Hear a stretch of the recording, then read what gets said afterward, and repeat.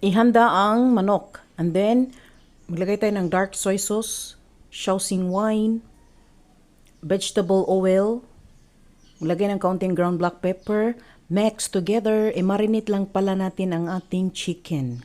Ayan, so i-set aside natin. Dito naman sa malinis na bowl, gagawa tayo ng sauce.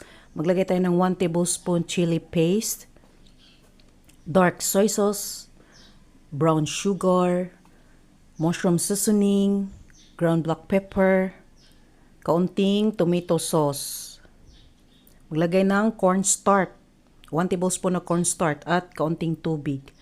Haluin lang natin hanggang sa matunaw ang lahat ng mga ingredients. Ayan, so kapag ganyan na, iset aside natin. Dito naman sa ating coating, naglalagay ako ng 1 pack na garlic flavor na crispy fry at saka naglagay ako ng kaunting all-purpose flour. So ito na ang ating manok, so pwede na natin siyang i-coat. Ayan.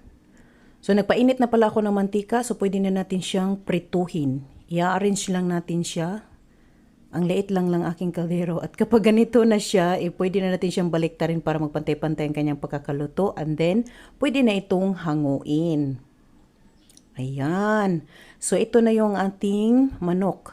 Naprito na natin siya and let's proceed to the next step. Dito naman sa ating kawali, igisa natin ang bawang at sibuyas.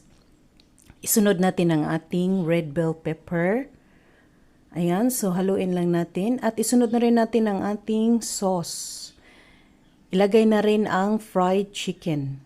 And then mix together. Kapag mahalo na natin siya, pwede na tayong maglagay ng spring onions. Isa lamang itong optional. Nasa sa inyo yan kung gusto niyo nang maglagay. Maglagay lang tayo ng kaunting sesame seeds. So, luto na ang ating garlic chicken recipe. Pwede na itong iserve. Kainan na.